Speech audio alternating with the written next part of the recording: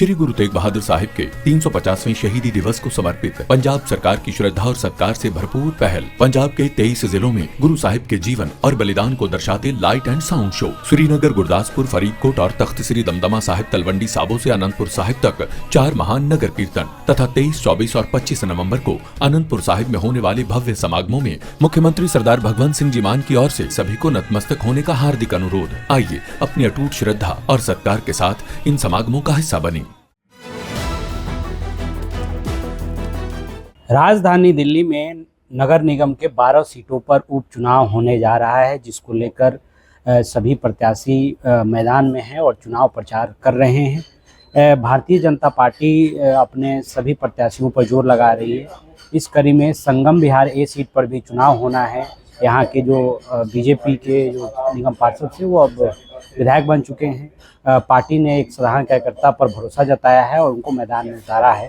अब बात करेंगे और इनसे समझेंगे कि ये लोग किस तरीके से जा रहे हैं जनता के बीच और किन किन मुद्दों को उठा रहे हैं, क्या कहेंगे सुब्रजीत गौतम जी, किस तरीके से आप लोग जनता के बीच जा रहे हैं, क्या कहेंगे? देखिए, भारतीय जनता पार्टी ने मेरे जैसे एक साधारण से अदने से कार्यकर्ता पे भरोसा जताया। ये हम सभी कार्यकर्ताओं के लिए बहुत बड़ी बात है, क्योंकि हम मिडिल क्लास लोग सपने भी चुनाव लड़ने की नहीं सोच सकते, क्योंकि चुनाव लड़ने के लिए एक व्यवस्था चाहिए होती है, लोगों का एक हुजूम, एक समर्थन, एक ब्लूप्रिंट चाहिए होता है। लेकिन हमारे 10 साल के कार्य को देखते हुए और जिस प्रकार हमने निरंतर पानी के मुद्दे को, संगम विहार की सबसे बड़ी जो समस्या है वो जल समस्या है, उसको लेकर के आवाज़ उठाया।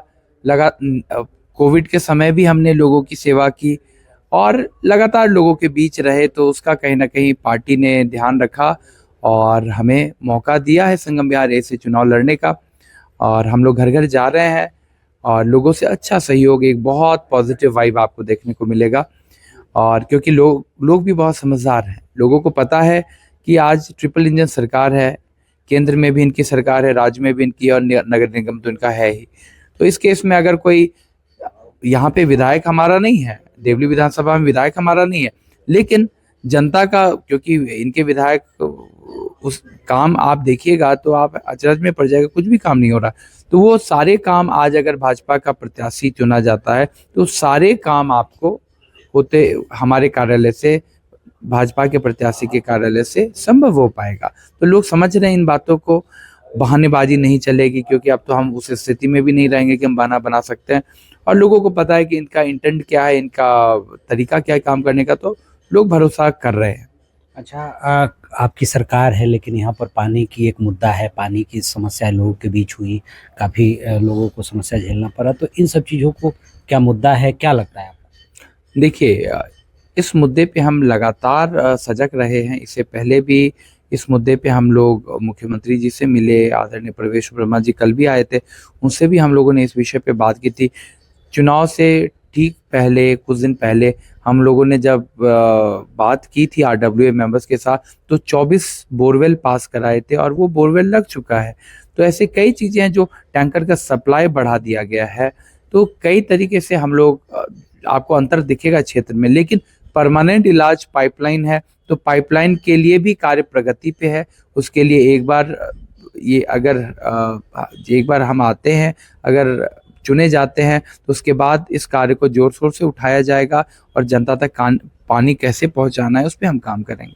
अच्छा, जब जा रहे हैं जनता के बीच, ये चूँकि देवली विधानसभा के बाद की आम आदमी पार्टी का गढ़ माना जाता है, यहाँ अक्सर आम आदमी पार्टी के विधायक जीत जाते हैं, लेकिन जिस वार्ड पे है यहाँ पर बीजेपी जीत जाती है।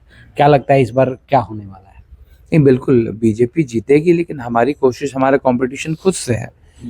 हम अब कॉम्पीट किसी और से कर ही नहीं रहे। हमें मार्जिन बढ़ाने के लिए हम ये चुनाव में कोशिश कर रहे हैं, मेहनत कर रहे हैं कि मार्जिन हमारा कैसे बढ़े, तो उस पर हम ध्यान दे रहे हैं।